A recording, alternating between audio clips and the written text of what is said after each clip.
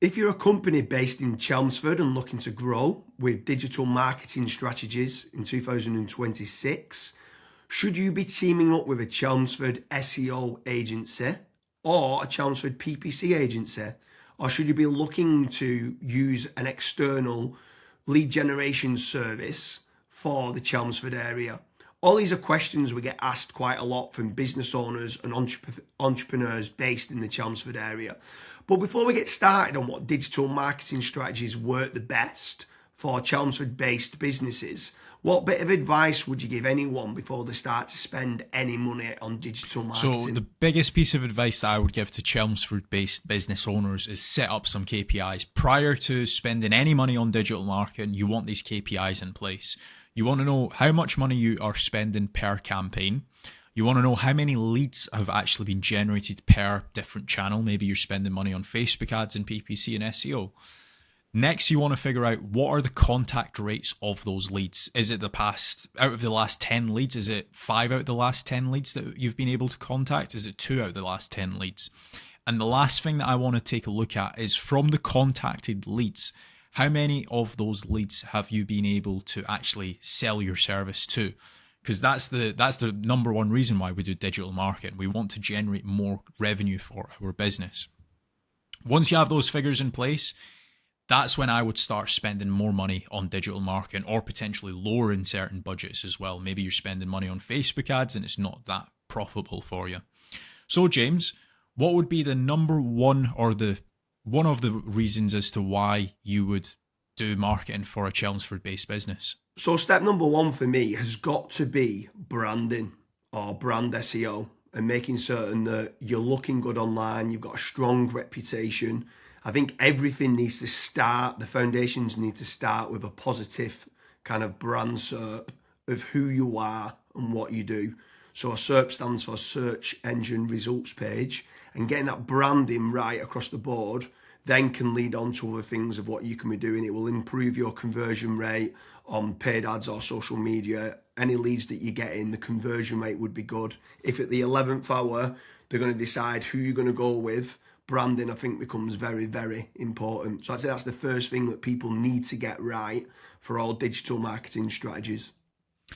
My next strategy is going to be AI visibility. I feel like more and more companies are actually looking into this. So what does ChatGPT, Claude, Gemini, Grok, Perplexity say about your brand or about your business? Is it a positive thing or is it a negative thing? And also trying to figure out what it says about your competitors as well. And obviously trying to improve that's really important. Some people call it AI SEO, some people call it GEO, some people call it LLM optimization. But this is going to be a big thing in 2026 and also in the years to come as well. Yeah, I think that's a huge strategy that people need to be looking at with regards to artificial intelligence. More and more people are obviously using AI.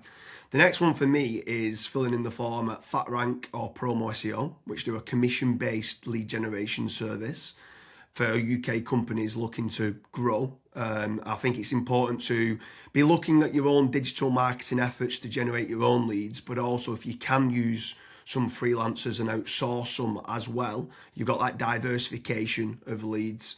So head on over to fatrank.com, fill in the form and see whether they can help you with a no-risk supply of inquiries.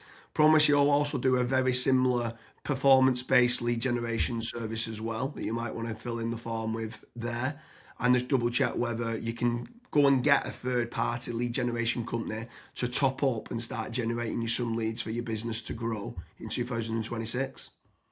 Yeah, and then next on the list is Google Business Profiles, so Google Map listings. This is like local SEO where you basically just try and get more reviews. You build out your Google Business Profile in your local area. Now, there's pros and cons to this. I think the biggest pro is that once it is actually ranking, you're going to be consistently generating leads.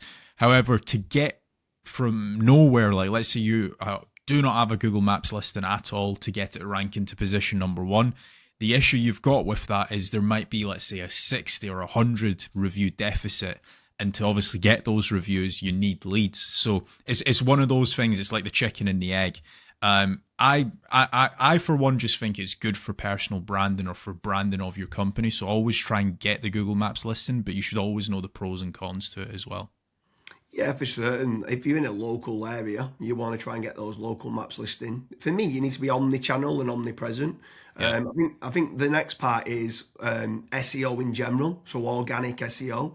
Can you be building up your website to try and get your website ranking better? If you are in local area, you might want to do your service with the area of where you cover. So like plumbing in Manchester, create a page for that. Hopefully then share that on the Google business profile of what you mentioned.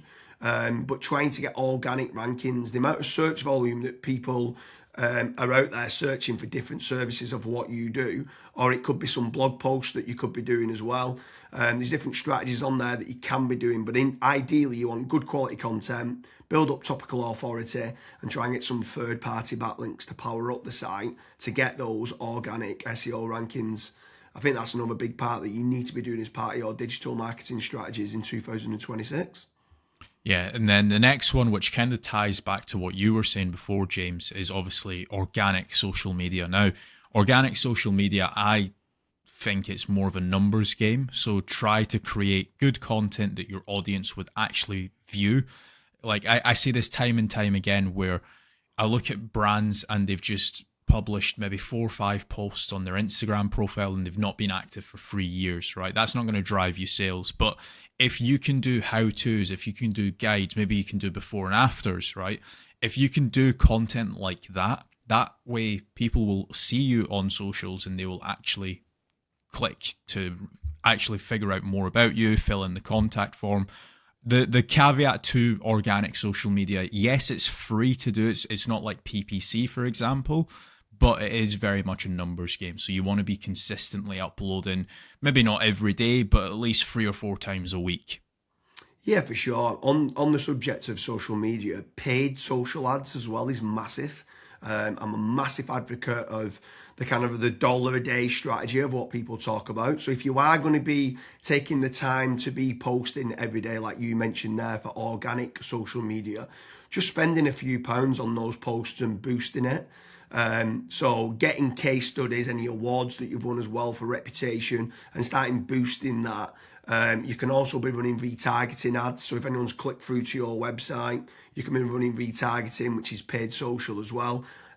Different places like Meta, so whether that's Facebook and Instagram, you've got Twitter, you've got YouTube, you can be running Pinterest, you can even run in places like Reddit as well for paid ads. And I think paid social media is still an untapped market for digital marketing strategies. Yeah. The next one is it's probably a love-hate relationship. It's PPC, right? Google AdWords or doing it on Bing, wherever. That's basically the sponsored results. So if you search for a service, it's above local SEO. Now, I have spoken, and both myself and James, we've both spoken to so many business owners that are either they've spent 10, 15, 20,000 pound on it, and they've not had a single result, or they might have had a few leads and it's just not been of quality. Or you've got other guys that have spent hundreds of thousands on it and they're like, it's the best thing that's ever happened to my business. Now, the reason why people are either they absolutely love it or they absolutely hate it is probably down to how it's been set up. Like there's so many different nuances to PPC, like for example, having a really proactive negative keyword list, making certain that you have a set of banned IPs. Like, for example, your competitors could be clicking on your ads, and that's deemed as what's called click fraud. Making certain that you've got a high converting landing page, making certain that you KPI your sales team. So when a PPC lead comes in, that is one of the first priorities that they actually take when it comes to contacting the lead. There's all of these different nuances, and if you're not on the ball with PPC, it's probably not going to work for your business. However, if you've got a really good, well-refined sales team, you've got a really good landing page, you've got a well-kept, up-to-date negative keyword list, you are using click fraud software, at that point, it will actually probably perform well for you. But again, just know the pros and cons to PPC. Yeah, for sure. There's certainly pros and cons. There's benefits of using it to get instant leads, but like you said, the amount of people that we speak to that have burnt a lot of budget and not had the inquiries and stuff that's come through as part of the digital marketing is pretty scary. While we're on the subject of paid, obviously we spoke about paid social ads, and now you've spoke there about PPC with Google or Bing. I'm going to throw in the mix paid ads on AI platforms. It's not fully rolled out as we're doing this video, but I know that ChatGPT are looking to try and roll out ChatGPT ads. Claude, Perplexity, other kind of LLMs might start rolling it out in 2026. I think if you're one of the early adopters and innovators to get on there, I think you could be getting cheap leads or cheap contact form submissions. So it's something to look out for of doing paid AI listings and ads. I think that could be something to look out for in 2026. Next on the list, and this is a little bit out of control. You do obviously have like forums that you can get your brand mentioned in, like for example Reddit and Quora. That very much comes down to the after fact, like where are your customers that you've been dealing with previously? Are they actually raving and shouting about you? If they are, then that's a very good resource of getting other people recommending you. So if you can get that, again, it's a little bit out of your control, but asking for reviews, asking for them to recommend you to friends, to people, that can obviously generate you a decent amount of leads and inquiries as well. Yeah, for sure. And the add-on benefits to places like Reddit is that it's getting cited so much now in the AI overviews. So when you spoke there early on about AI visibility, if you can try to get a positive kind of lot of people talking about the products and services of what you do and some reviews on there, it's indirectly then going to help you, or directly actually is going to help you with AI visibility. And then the last one for me is tradesman websites, so like Check a Trade, Bark, or teaming up with a third party lead generation company. Something I would say with all of these practices, Kazza touched on earlier about making certain that you understand your KPIs and your ROAS, return on ad spend. I think it's very important for business owners that are doing any sort of digital marketing to be tracking how much time and effort's being put into, let's say, running organic social media or running paid ads.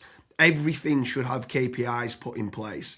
And this is exactly the same then with tradesman websites like Check a Trade, Bark, Rated People, My Builder. These could all be amazing platforms to generate leads that could get you a positive return on investment. And if you do, you should continue to be using those platforms.